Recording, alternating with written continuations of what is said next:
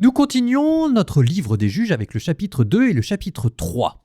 Alors vous ferez attention parce qu'il y a un petit problème. Au verset 6, il est écrit « Josué renvoya le peuple ». Vous allez me dire, je vois pas le problème. Ça veut dire que Josué est en vie, alors que dans le chapitre 1, donc dans l'épisode avant, on avait dit « après la mort de Josué ». Donc il y a une petite incohérence et je pense que la manière la plus simple de la résoudre, c'est que vous avez en fait un double prologue. Le premier prologue général, c'était le chapitre 1, et ensuite on a un deuxième prologue qui reprend les choses à zéro.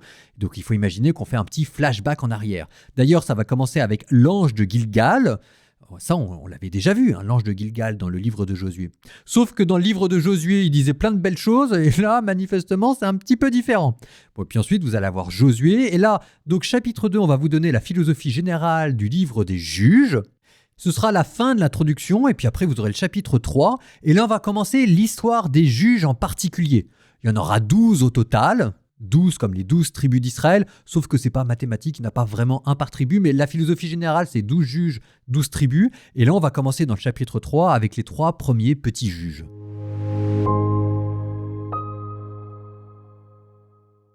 L'ange du Seigneur monta de Gilgal à Bokim et dit « Je vous ai fait monter d'Égypte et vous ai fait entrer dans le pays que j'avais juré de donner à vos pères.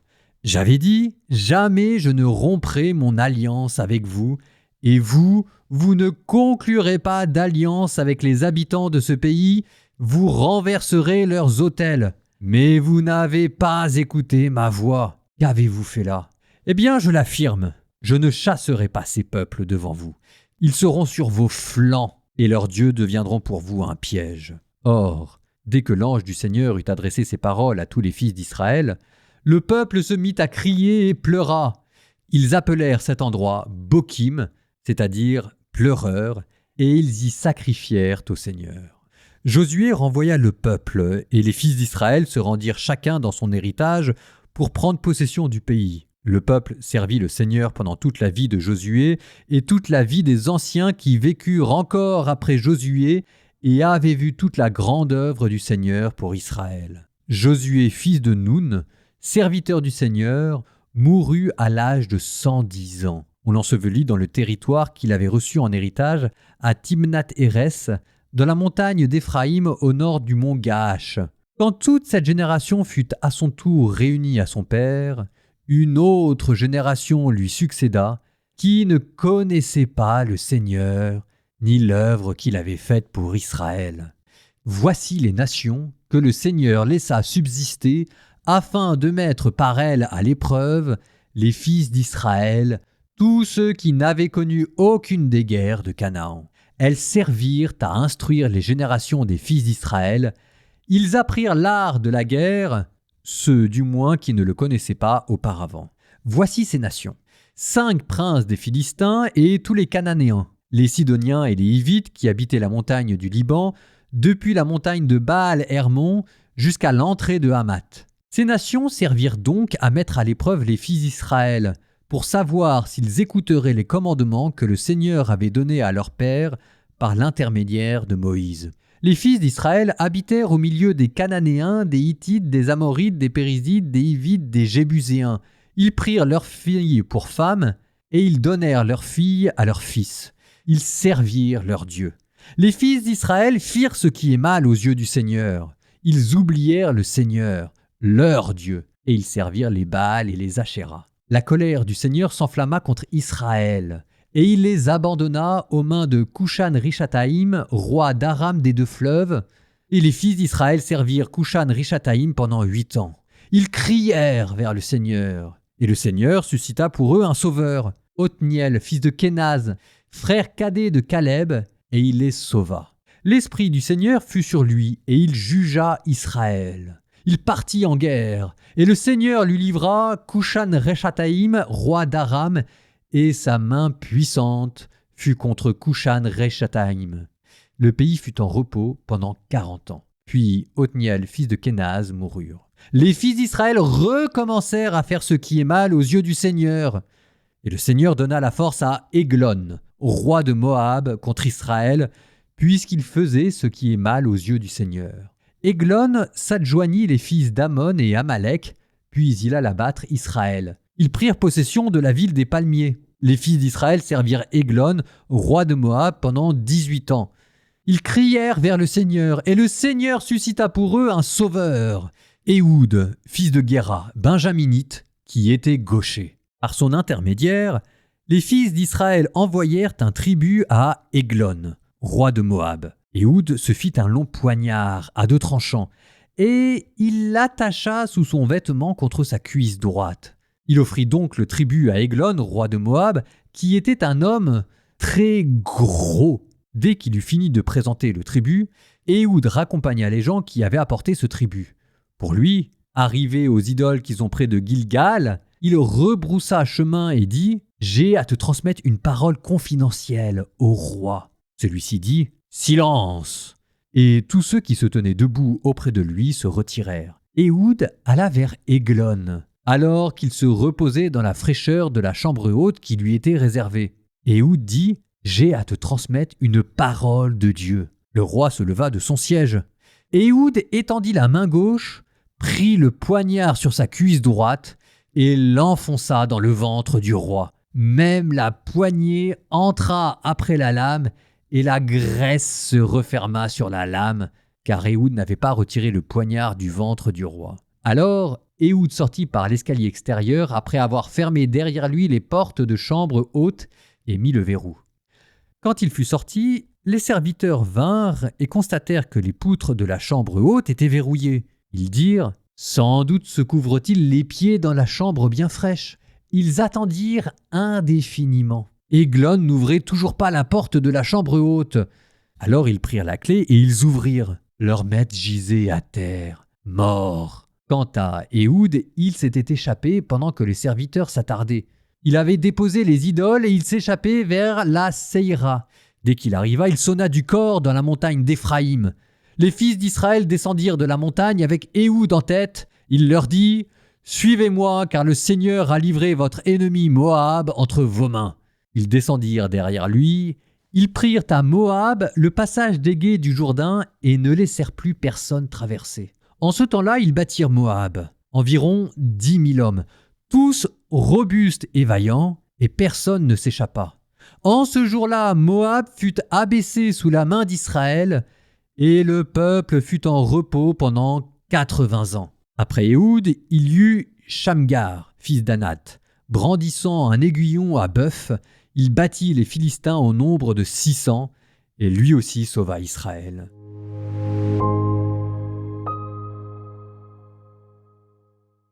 Pour que tout le monde remette bien les choses et arrive à comprendre le petit chemin qui a été parcouru entre le livre de Josué et le livre des Juges. Parce qu'en fait, on est à peu près à la même époque. Dans le livre de Josué, ça commence avec Josué avec le peuple qui traverse le Jourdain. Il va prendre 12 pierres du Jourdain pour en faire 12 pierres témoins. Il renouvelle l'alliance près de Gilgal et là, un ange lui apparaît pour lui dire « Je suis le chef de l'armée du Seigneur ». Sous-entendu, ce combat n'est pas d'abord votre combat, c'est celui de Dieu et je vais chasser tout le monde devant vous. Bon, maintenant, on est dans le livre des Juges. On est à nouveau à Gilgal, il y a à nouveau un ange qui apparaît. Cette fois-ci, simplement, l'ange finit par attraper tout le monde en disant « C'est un scandale, vous m'avez pas obéi » et tout le monde se met à pleurer. Et Josué renvoie tout le monde à ses tentes, la queue entre les jambes. Ensuite, mort de Josué, et là le texte vous dit « Et une nouvelle génération arriva qui ne connaissait pas Dieu et qui faisait n'importe quoi. » Ah, il est loin maintenant, le triomphalisme du livre de Josué. C'est la même histoire, c'est exactement la même histoire, mais racontée de manière totalement différente. Dans le livre de Josué, on voyait la conquête du pays à travers les yeux d'un héros, celui de Josué. Et là, dans le livre des Juges, on va vous reparler de la conquête du pays à travers les yeux du peuple, et c'est pas franchement la même chose. À noter une différence quand même. Dans le livre de Josué, notre héros éponyme avait pris 12 pierres qu'il avait arrachées au cours du Jourdain pour en faire 12 pierres témoins. Et ces 12 pierres témoins dans le livre des Juges vont devenir des hommes. 12 hommes, 12 juges qui nous permettront de savoir exactement où on en est. D'ailleurs, le livre des Juges est sympa parce que tout de suite après, il vous donne le mode d'emploi des juges. Je vous la fais courte. Le peuple fait n'importe quoi, Dieu en a ras-le-bol, il leur retire sa protection, donc les Philistins dominent sur Israël, qui tout d'un coup se souviennent que Dieu existe, qui se mettent à pleurer.